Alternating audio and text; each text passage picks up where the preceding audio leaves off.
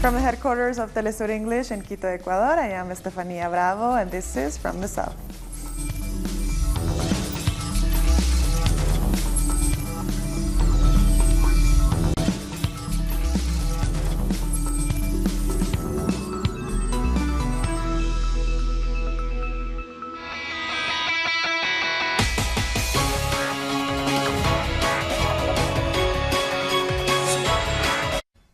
Venezuelan President Nicolas Maduro was re-elected and will run the country for 6 more years.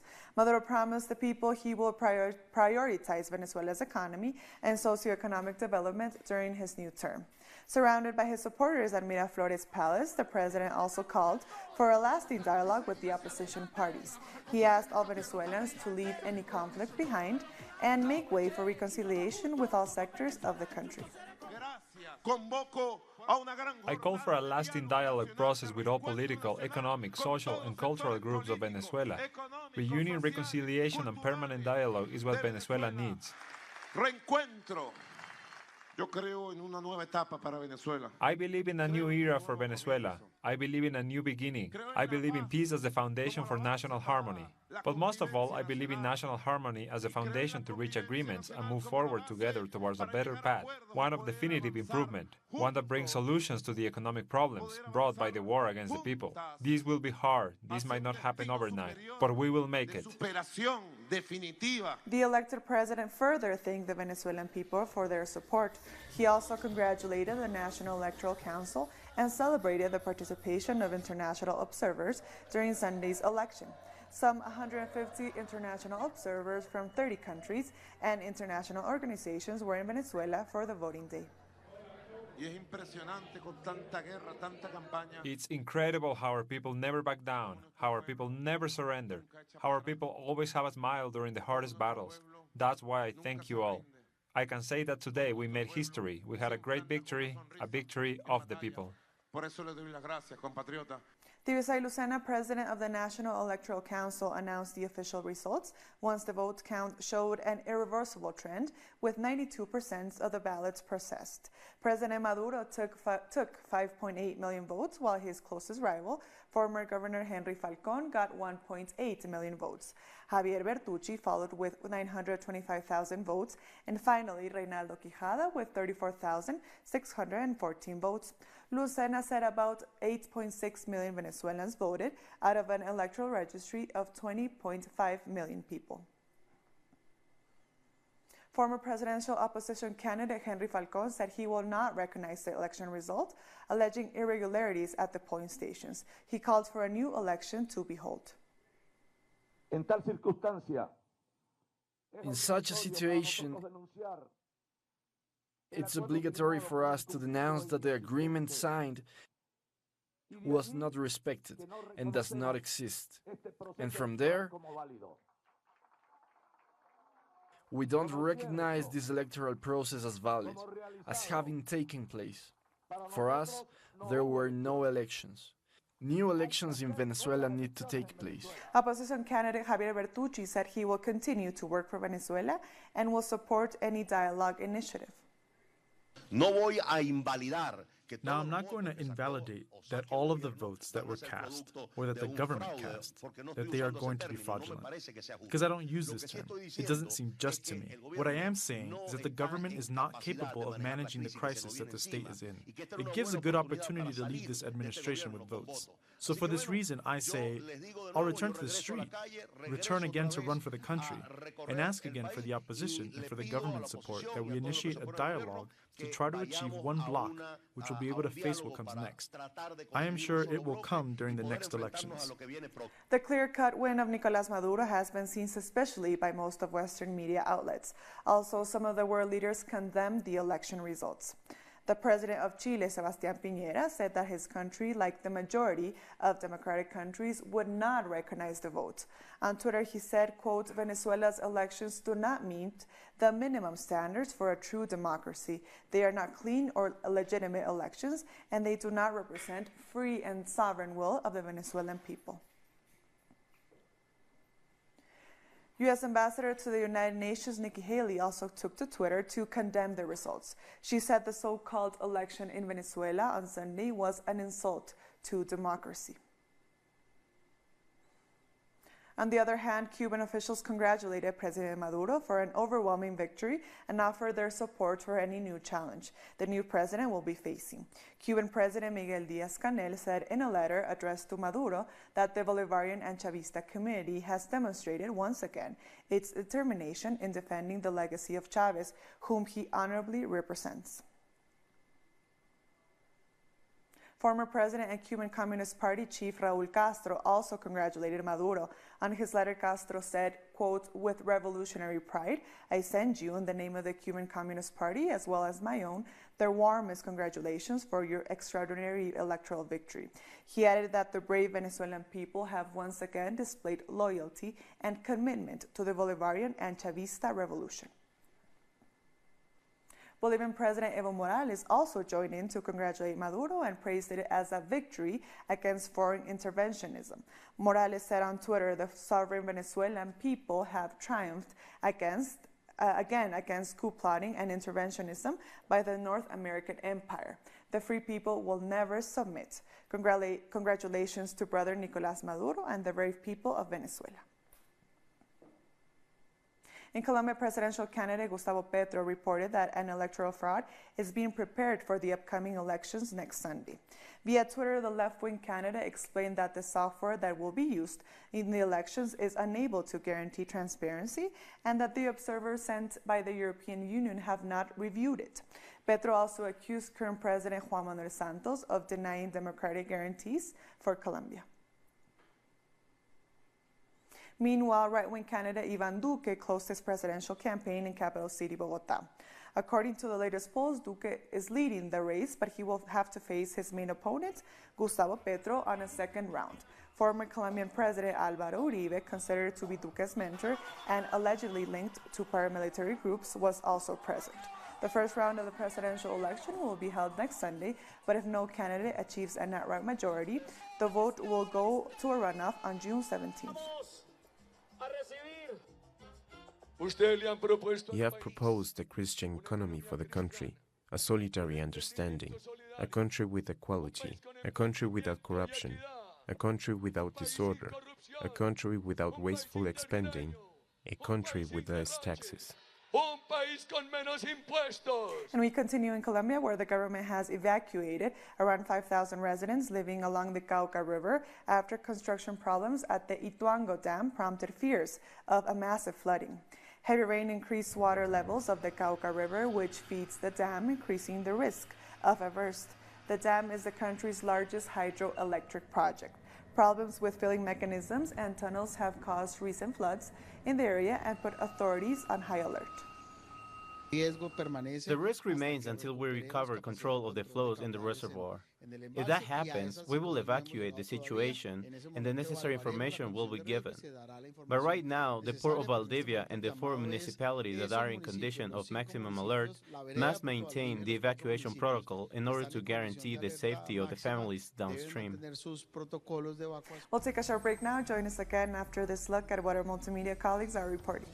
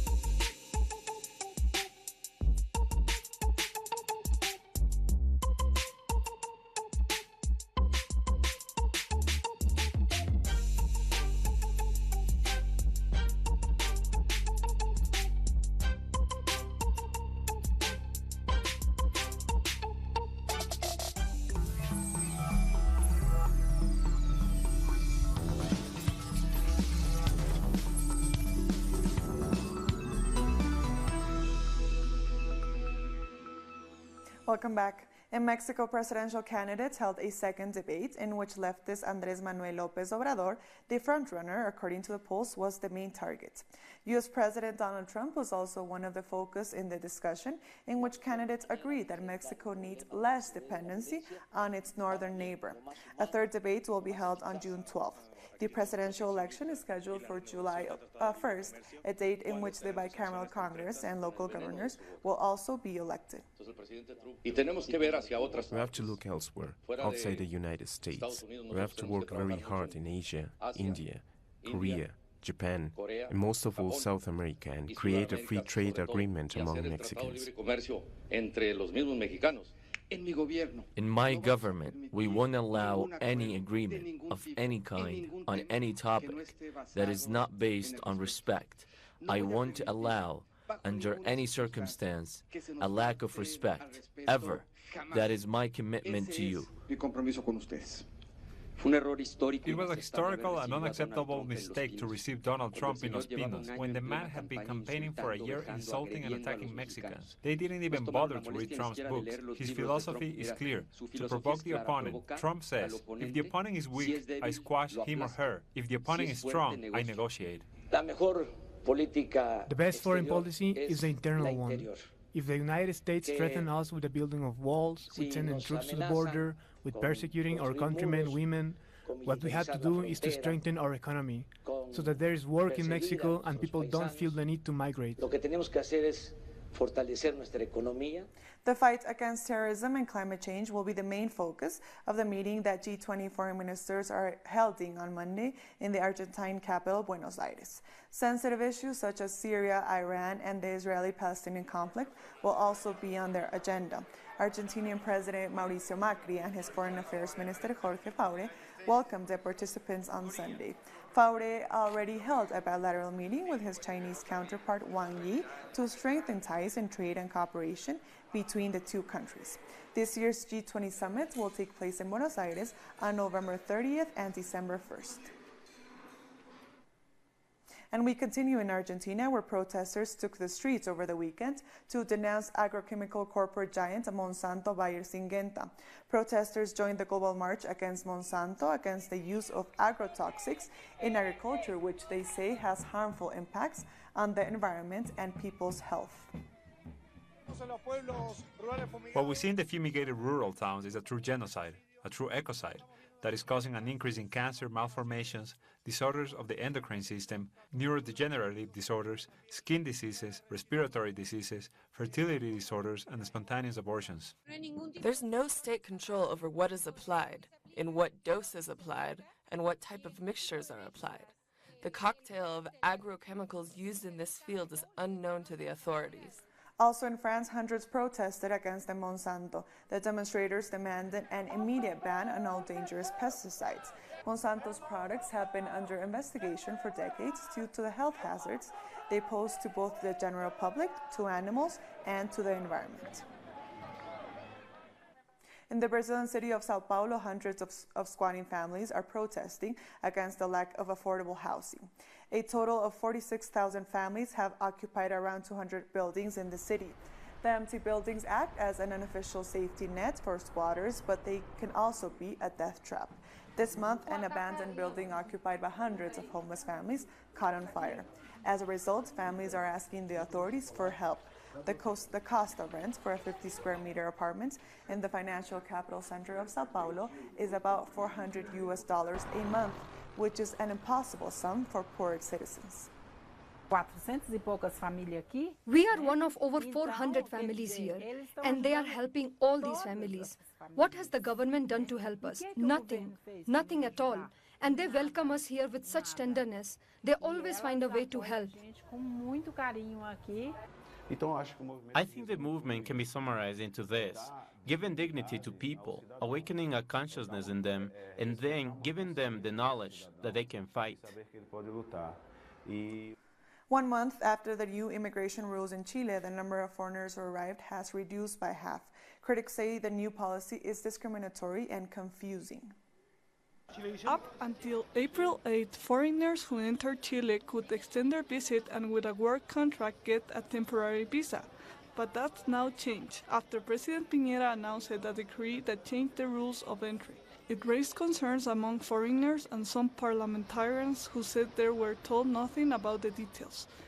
We didn't know the contents of the decree until today. The government has only just announced it in the press. In fact, the Deputy Secretary of the Interior, Rodrigo Villa, went to the press to explain the details of the new rules that include, among other things, a humanitarian visa for Haitians restricted only to those who have a family member in Chile, and a consular visa for Venezuelans, making substantial difference between the two nationalities. What I'm telling you that this has to do with a balance between migratory flows and the reality of the different countries.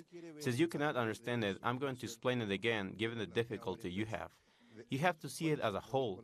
The country does not restrict other visas. We will still issue student visas, which can be followed with work visas. That's why immigrant organizations and politicians who have been working on immigration policy are upset over the lack of information. There are elements of discrimination in the two visas. We've been saying that along with the international regulations for immigration, one cannot be discriminated against by nationality, nor by color, or by any other condition. If we sing the national anthem and we say that we want asylum against oppression, we are serious in that. We are not a country that seeks to do business or show certain ideologies that indicate foreign governments how we treat migration. Meanwhile, the foreigners, particularly Venezuelans and Haitians who fall under the new decree, need to check their immigration status, and those who have purchased their tickets should make sure they check what visa they need before landing in Chile. You have to remember that it's a long process. It's not instant.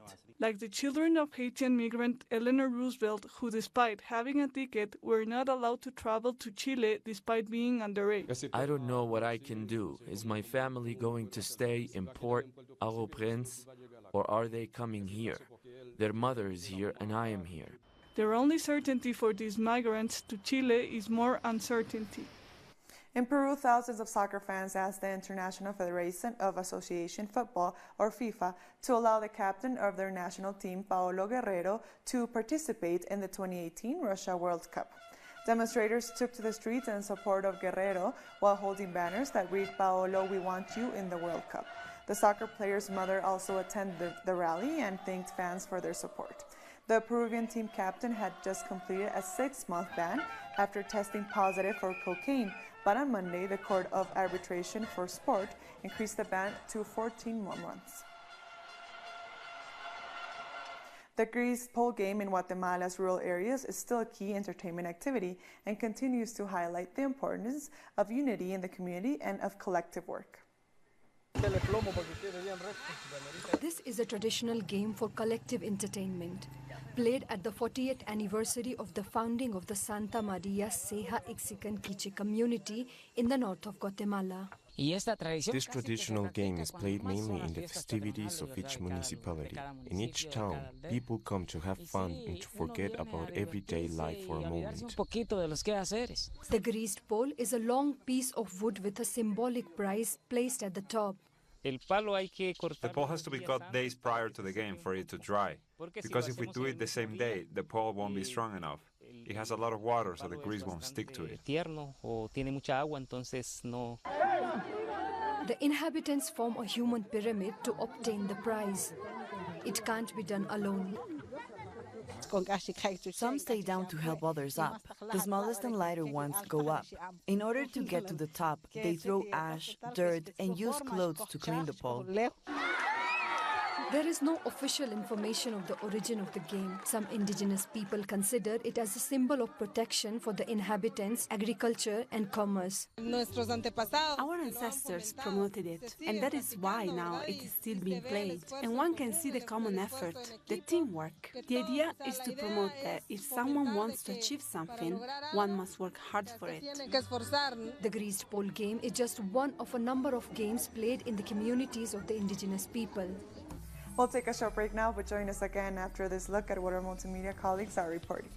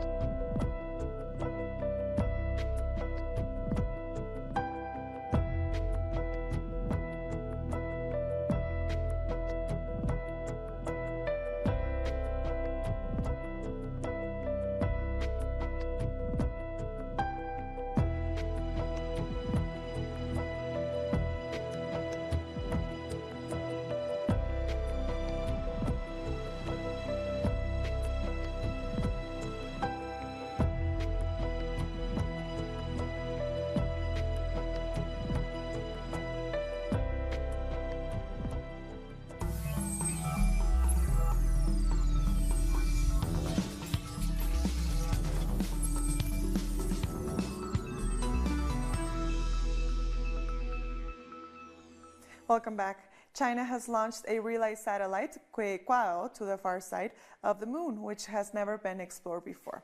The far hemisphere of the moon, also known as the dark side, is not visible from Earth. In a few days, the satellite will enter the moon's orbit and will enable a rover to communicate with the Earth. China is pouring billions into its military-run space program with hopes of having a crewed space station by 2022. It also aims at sending humans to the moon in the near future.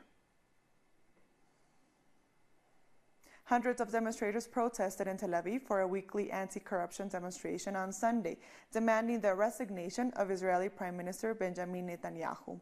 On February 13th, the Israeli police recommended that Netanyahu should be indicted for bribery and fraud. Over the past year, Netanyahu has been questioned in 3 corruption probes, but he insists they are without merit. Democratic Republic of Congo has been struggling to contain the outbreak of Ebola virus. Here's more on that and other stories making headlines from around the world. Health authorities in the Democratic Republic of Congo will begin administering an experimental Ebola vaccine in Mbandaka in a bid to contain the disease and its spread outside the city. Last week, the deadly disease was confirmed in the northwestern city of more than 1 million people, sparking fears that the virus is spreading in urban areas. So far, 26 people have died and 46 cases of infection have been reported. President Joseph Kabila has allocated $4 million to tackle the health emergency in the country. The leader of Italy's far-right Northern League party has announced that they have reached an agreement with the anti-establishment Five-Star Movement on a nominee to be the country's next prime minister. They have also decided upon the cabinet members. They will seek the approval of the president on Monday. The nominated candidates will have to be announced before the meeting. Facebook CEO Mark Zuckerberg has agreed to meet the leaders of the European Union over the data privacy breach scandal. His meeting with the European Parliament will be live-streamed throughout the world. The controversy over Facebook started after the company CEO admitted that up to 87 million users may have had their data hijacked by data mining company Cambridge Analytica, which worked for US President Donald Trump during his 2016 campaign. Experts and residents in the Iraqi city of Mosul are asking authorities to protect an archaeological site uncovered inside underground tunnels. The Islamic State group, who controlled Mosul until last summer, dug a network of tunnels to plunder artifacts under a hill that housed the tomb of the prophet Jonah. The group dynamited the archaeological site in July 2014, but several of the pieces survived. The pieces date back to the 8th century before Christ and belonged to the Assyrian period. This place is ancient and dangerous because it's prone to collapse. The artifacts are really valuable. We hope there will be some control because this place is subject to theft and sabotage if left unguarded. In Iran, world-famous Persian rug designs have been given a contemporary makeover for this summer's FIFA World Cup in Russia. The carpets feature different designs and show woven images of Moscow side by side with historic sites in Iran and the logos of those teams making part in the World Cup. They will be sent to a number of locations around the world to be gifted to organizations including Astan Quad's Razavi Museum in Mashhad, the Russian Football Union and the Football Federation of Iran, as well as to the teams that Iran will be competing against at the tournament this summer. Huge glittering crystal clouds have been installed in Vietnam on the top of the Terrace Hill in the Ye Ban province. 58,000 shimmering Swarovski beads have been fixed over towering bamboos and steel poles in the middle of the rice fields. The organizers aim to boost tourism in the region. The exhibition will be open until the beginning of harvest season in October.